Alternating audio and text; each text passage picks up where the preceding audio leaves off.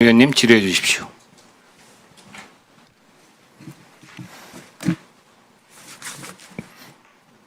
PPT 화면 부탁합니다. 네. PPT 화면 안 올라옵니까? 지금 윤석열이 대통령 된 이후 특히 2023년 말부터 2024년까지 오로지 한 일은 계엄 모의, 해외 순방, 골프장에서 계엄 모의, 관저에서의 만찬 계엄 모의로 점철되어 있습니다.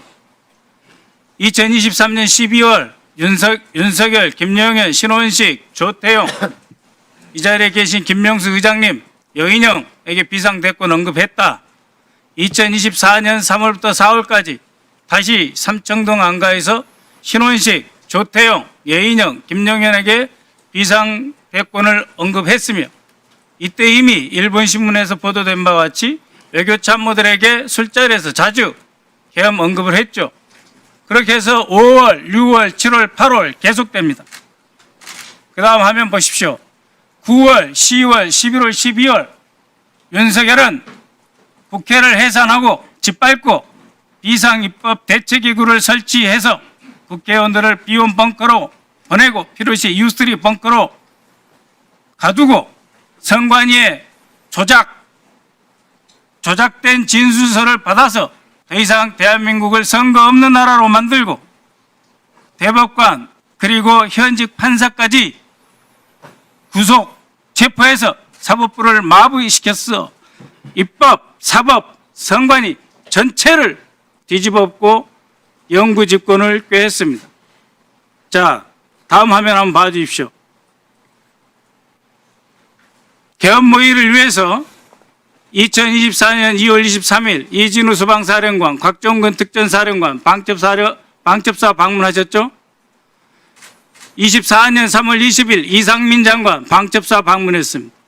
더욱이 3월 22일 그러니까 여인영 방첩사령관, 신원식, 김영현 등과 만찬한 직전에 윤석열은 31년 만에 처음으로 방첩사를 방문했습니다. 그리고 한 달 뒤도 안 된 시기에 국군 방첩사령부령을 개정해서 사이버 및 대테러 활동을 지원토록 업무 범위를 확장시킵니다. 6월 10일 문상호 정보사령관 또 방첩사 방문합니다. 방첩사령부가 쿠데타와 반란의 본거지 아지트가 된 것이죠. 박한수 육군참모총장 6월 13일 방문하셨죠. 강호필 합참차장 7월 12일 방문하셨죠. 그리고 김용현이 국방부 장관으로 됩니다. 존경하는 국방차관님, 직무대행님, 그리고 합참의장님께 여쭙니다. 저희가 계엄령 경고를 했고 계엄하지 말라고 부탁을 드렸습니다. 단 한 분이라도 차관님과 합참의장께서는 계엄 가능성에 대해서 예하 사령관들에게 특히 지작사령관, 방첩사령관, 특전사령관, 소방사령관에 대해서 한 번이라도 경고하신 적 있습니까? 경고하신 적 있으십니까? 계엄 그 자체에 대해서 가정해 본 적이 없었습니다. 그래서 경고하신 적도 없고 체크도 안 하셨죠? 예. 정경환 합참의장님 마찬가지시죠? 예, 저희들 합참에서도 그때 말씀하신 거에 대해서 귀담아 들을 필요는 있었지만 못 들었습니다. 그리고 참모들하고 이게 가능한 거냐? 아마 들을 필요 있는데 못 들었다는 게 무슨 말씀이세요? 참모들과 할 때 이거는 불가능하다. 그래서 점검도 안 하셨죠? 그렇습니다. 예, 그런데 제가 굉장히 양가적인 감정을 갖고 있어요. 합참의장님께. 그 어려운 시기에 계엄에 전폭적으로 동참하지 않고 그래도 국방 의무를 지키기 위해서 차관과 함께 노력해 주시고 아직도 저는 지작사령관 강호필 대장에게 존경심을 포기하지 않고 있습니다. 지금 이 엄중한 시기에 세 분이 대한민국 안보를 지키셔야 되기 때문이죠. 그럼에도 불구하고 정경환 합참의장님, 원래 계엄사령부 국방부 건물 5층에 설치하기로 되어 있습니다. 그런데 집통실로 밀고 내려왔어요. 합참의장, 그때 결심실의 의자의 주인공은 합참의장입니다. 그렇지 않습니까? 집통실, 결심지원실의 주인은 합참의장이죠. 어느 순간이라도 적이 공격하면 바로 격퇴시켜서 대한민국을 지키셔야 할 합참의장의 자리, 그날 장관과 쿠데타 세력에게 빼앗기셨죠. 그러면서 10시 40분에 전군 경계 태세를 내려야 하는 그런 비극적인 결정을 하셨죠. 그러셨죠? 장관에게 지휘통제실 결심지원실에 의장 자리 뺏기셨죠? 대답을 왜 안 하십니까? 말씀을 하시면 말씀드리겠습니다. 그 부분은 조금 설명이 필요하기 때문에 다 듣고 그러면은 말씀드리겠습니다. 제 질문 끝나고 다시 답변해 주십시오. 곽종근 사령관. 예. 아까 정병환 합참의장이 뭐 북풍 이용하지 않는다 그런 말씀하셨는데 북한의 서울에 북한 테러 부대가 침투할 가능성이 있고 매우 심각하다. 국방장관이 직접 지시한다. 이런 말씀을 애야 부대에 하신 적 있죠? 그리고 여인영 방첩사령관은 11월부터 북한 오물풍선이 심각하다. 통신 대기하라.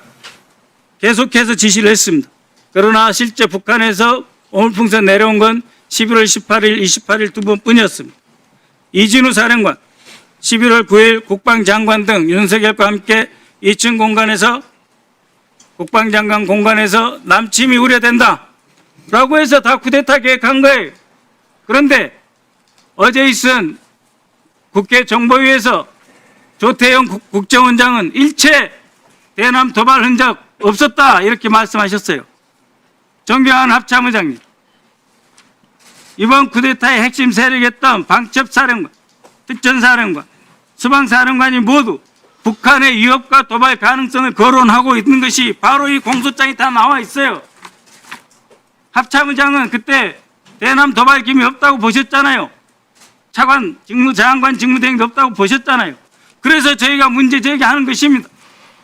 합참의장, 그럼에도 불구하고 민주당이 무슨 괴담입니까? 이렇게 해서 부대를 동원해서 내란을 일으킨 거 아닙니까? 그렇게 해서 선관위까지 사법부까지 입법부까지 다 짓밟고 영구 집권하려고 하는데 우리 군이 이용당했어요. 그것에 대해서 정의로운 분노감도 없습니까? 합참의장이? 권력권자로서 우리 군이 이렇게 악용돼도 되는 겁니까? 한 말씀 해보십시오. 예, 진심으로 안타깝고 이 자리에 군복 입은 장군님들이 계시면 안 되는 여기 국회 국방위원회 자리지 않습니까? 국방위원회도 몇 번 말씀드렸지 않습니까? 그럼에도 불구하고 의장께서 이 자리에 앉아서 이 공소장의 버젓이 북한을 위협을 이용해서 어물풍선 11월 달에 18, 28을 딱 뜨고 났는데 그럼까지 다 이용해서 비상계엄을 준비하고 있는데 의장은 하나도 몰랐다고 해요. 그러는 그것을 지적하는 야당에 대해서 국민들에게 제대로 된 사과 한마디 안 하고 뒤에 계신 장군님들께 의장으로서 단 한 번 미안한 생각 가지셨어요? 자, 이제 마무리해 주시고요. 네. 의장 신상 발언하세요. 예, 합참의장님. 예, 말씀드리겠습니다. 먼저 비상계엄에 대해서는 군을 대표해서 사죄드린다고 말씀드렸습니다. 사죄드립니다. 제가 군서일 1위로서 비상계엄을 사전에 알고 그런 것을 알고 제가 차단했다면은 제가 어떤 지금 지났지만은 그는 차단하는 게 제 임무라고 생각합니다. 하지만 못한 것에 대해서는 죄송스럽게 생각합니다. 그리고 지금 오늘 발표하신 그 존경하는 박선원 의원님께서 말씀을 하셨을 때 저희들도 참모들과 이게 가능성이 있는 거냐? 불가능합니다. 합참에서 동조하고 들어가지 않기 때문에 운영이 안 됩니다. 사실은 뭐 그렇게 해서 변명을 하는 것이 뭐 좀 창피스럽지만 그런 사정은 있었습니다. 그리고 오늘 발표하실 때 12월 22일 파워포인트도 잠깐 띄워주시기 바랍니다. 왜냐하면 이것은 군에 대한 신뢰가 있기 때문에 말씀을 드려야 되겠습니다. 파워포인트 제일 앞장에 한번 띄워주시기 바랍니다. 12월 22일이라고 제 이름이 있길래 확인을 좀 드리는 게 좋을 것 같다는 생각입니다. 왜냐하면 제가 50만 군을 지휘하고 있기 때문에 여기에 관련이라든가 이런 것이 있기 때문에 말씀을 드립니다. 12월에 제가 알기로는 12월 22일경에 연합사령관과 해서 연말 지휘관들 격려 만찬이 공식적으로 있을 때 제가 참가했습니다. 12월에 어떤 행사도 참가한 적이 없다는 걸 언론을 통해서 말씀드렸습니다. 그래서 12월에 제일 앞장에 펴주시기 바랍니다. 12월에 저게 제 이름이 있길래 왜 있는지는 모르겠지만은 나중 시간이 되시면은 의원님께서 설명해 주시면은 답변 드리겠습니다. 저는 22일 날 연합사령관을 포함해서 유엔사 부사령관 공식 부부 동참 만찬에 참가한 기억밖에 없다는 걸 말씀드립니다. 네. 그리고 지통실의 운영은 기본적으로 작전 사항이 되거나 했을 때는 장관이 내려와서 같이 앉아서 지휘하도록 되어 있고 결심 지원실은 특별한 회의가 있을 때 사용한다. 뭐 구체적인 얘기는 말씀 안 드리겠습니다. 보안이 유지되는 상황에서 운영되는 거기 때문에 누구든지 필요에 따라서 운영 요구하면은 사용할 수 있는 장소다. 이렇게 말씀드리겠습니다. 네, 마무리해 주십시오. 대형사령관 합참의장이 한 곳에 앉아서 대형관 내란을 지도한 꼴이 됐다 이 말입니다. 자, 박선원 의원님, 맞습니까? 예, 고생하셨습니다.